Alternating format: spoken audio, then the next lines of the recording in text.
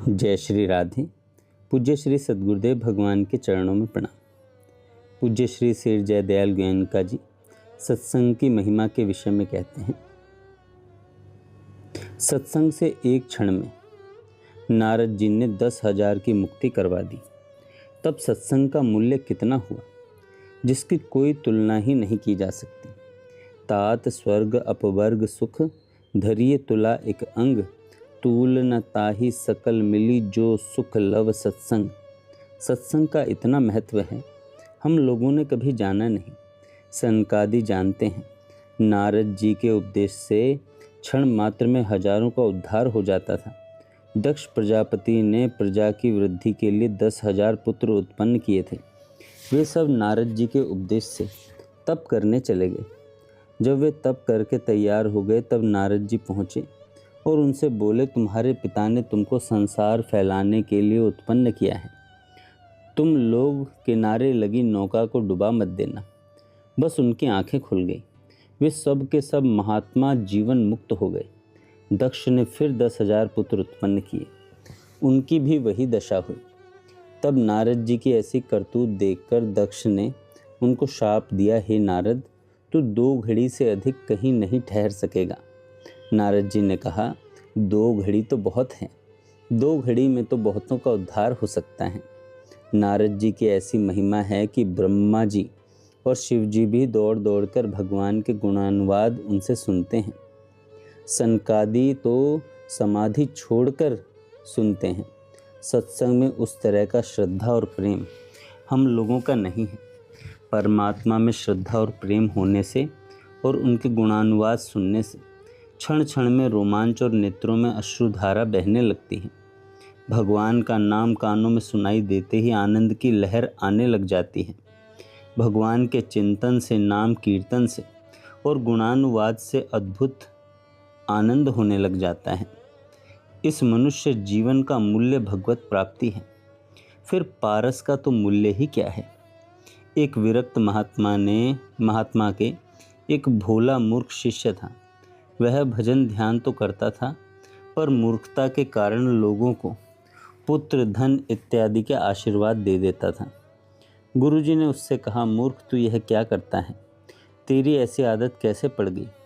शिष्य ने कहा, ये लोग अन्न वस्त्र इत्यादि की सेवा करते हैं, आशीर्वाद न देने से फिर क्या करेंगे?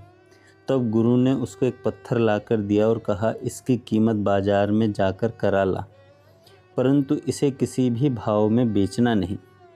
शिष्य बाजार में गया। उस पत्थर का मूल्य माली ने 3 पैसे, बनिए ने 1 रुपया, कपड़े वाले ने 100 रुपया, छोटे सुनार ने 1000 रुपये और बड़े सुनार ने 10,000 रुपये और जौहरी ने 10 लाख बताया। तब वह शिष्य आश्चर्यचकित होकर राजा के पास गया। राजा ने बड़े बड़े जौहरियों को बुलाकर उस पत्थर का मूल्य पूछा। उन जौहरियों ने कहा, हे राजन, आप अपना सारा राज्य दे डालें तो भी इस पत्थर का मूल्य नहीं आंका जा सकता। राजा ने उस चेले से कहा, महाराज, 50 करोड़ रुपए तो मैं अभी दे सकता हूँ। आप अपने गुरुजी से पूछ लीजिए कि वे कितने में दे सकते हैं। मांगेंगे उतना ही दे सकता हूँ। गुरुजी के पास शिष्य गया। गुरुजी ने कहा, इसको लोहे को छुआओ। लोहे के छुआने के साथ ही वह लोहा स्वर्ण बन गया। तब गुरुजी ने कहा, इसको जितने में भी बेचो घाटा ही घाटा है। अब जा, इसको गंगा जी में फेंक दे।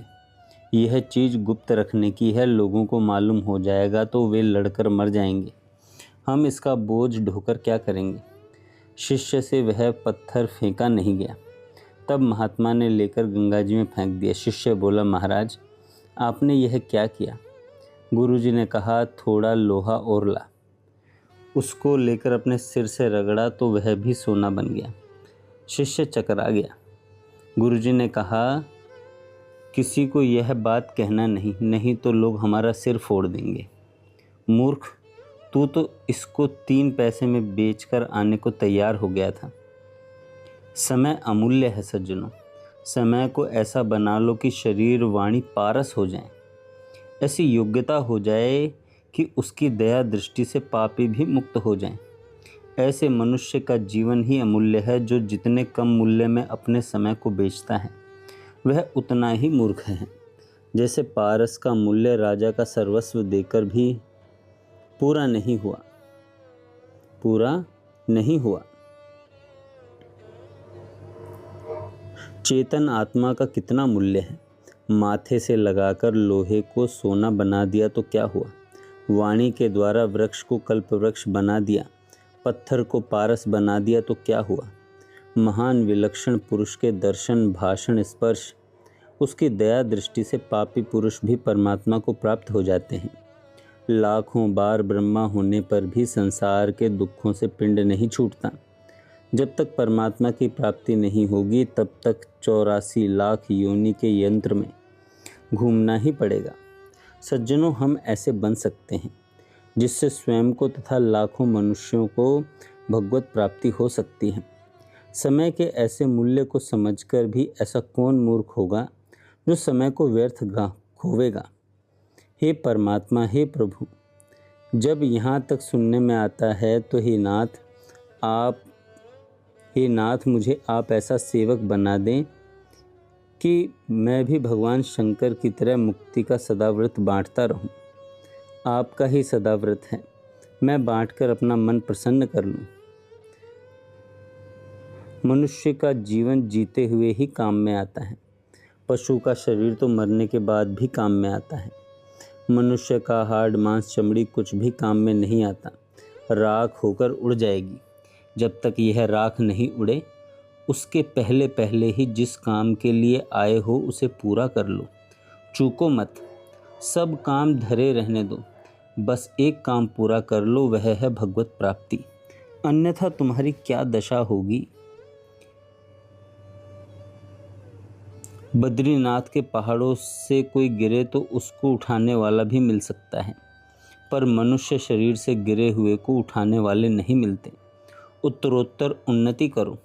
आपकी दृष्टि में जो आवश्यक से आवश्यक सांसारिक कार्य हैं वे चूल्हे में जाएं। तुम मर जाओगे तो उस कार्य को दूसरे कर लेंगे। तुम्हारे बिना नहीं होवे तो मत हो, परंतु तुम्हारी मृत्यु आ जाए और तुम दूसरी योनि में गिर गए तो फिर तुम्हारा कौन सुधार करेगा। सब स्वार्थ के मित्र हैं। क्यों अपने जीवन को धूल में मिलाते हो। कोई लाख रुपया कमाता है और उसमें अपना समय लगाता है तो वह पशु से भी अधिक गया बीता है। पत्थर ही ढोता है। पत्थर और सोना चांदी सब पृथ्वी में से ही निकलते हैं। सब पृथ्वी में से ही निकलते हैं, वजन दोनों में ही है। 10 करोड़ कमाया और मरकर कुत्ता बन गए तो वह धन तुम्हारे क्या काम का। इस भौतिक उन्नति का एक पैसा भी मूल्य नहीं है। जिस प्रकार स्वप्न की उन्नति जागृत में कुछ भी काम नहीं आती, जैसे भिखमंगा स्वप्न में करोड़पति हो जाए, वास्तव में तो वह भिखमंगा ही है, ऐसे ही ये सब चीज़ें यहाँ ही रहने वाली हैं, एक पाई भी साथ जाने वाली नहीं है। एक पाई भी साथ जाने वाली नहीं है। जो ले जाना चाहे वह ले जा भी सकता है। बुद्धिमान मनुष्य कोई वस्तु कहीं भेजना चाहे तो वह पार्सल या रजिस्ट्री द्वारा भेज सकता है। यों का यों नहीं जा सकता, परंतु डाक द्वारा जा सकता है। उस तन मन धन को दुखी अनाथों की सेवा में लगाना ही परलोक में पहुंचने का मार्ग है।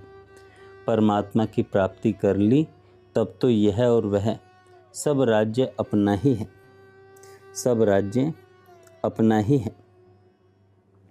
मनुष्य का शरीर और बुद्धि पाकर भी हम लोग यदि अपना पतन करें फिर भी कोई हमें मनुष्य कहे तो वह सही नहीं है। प्रत्यक्ष में आत्मा का कल्याण हो ऐसे काम में समय न बिताकर जो व्यर्थ कार्य में समय बिताते हैं वे गड्ढा खोदकर मर रहे हैं, उनको धिक्कार है। मनुष्य को बार बार जगाने की, चेताने की, बल दिलाने की आवश्यकता है। यह जीव चेतन है, इसकी शक्ति अपार है, आग की चिंगारी की तरह। यदि वह चिंगारी अपने वास्तविक रूप को धारण कर ले तो सारे ब्रह्मांड को जला सकती है। सारे ब्रह्मांड को जला सकती है। हे मनुष्यों, उठो, जागो, श्रेष्ठ महापुरुषों को पाकर उनके पास जाकर उनके द्वारा परब्रह्म परमेश्वर को जान लो। परब्रह्म परमेश्वर को जान लो। भगवान को याद रखने का यही उपाय है कि उनको हृदय में अंकित कर लो, नहीं तो कलम से पकड़ लो। उन बातों को लिखकर कॉपियों को सामने रखो। ये बातें बार बार ख्याल करके आचरण में लाओ। बार बार एकांत में बैठकर मनन करो, काम में लाओ। जप करो, सत्संग सुनो, स्वाध्याय करो। अमूल्य समय को अमूल्य कार्य में ही बिताना चाहिए। जय श्री राधे।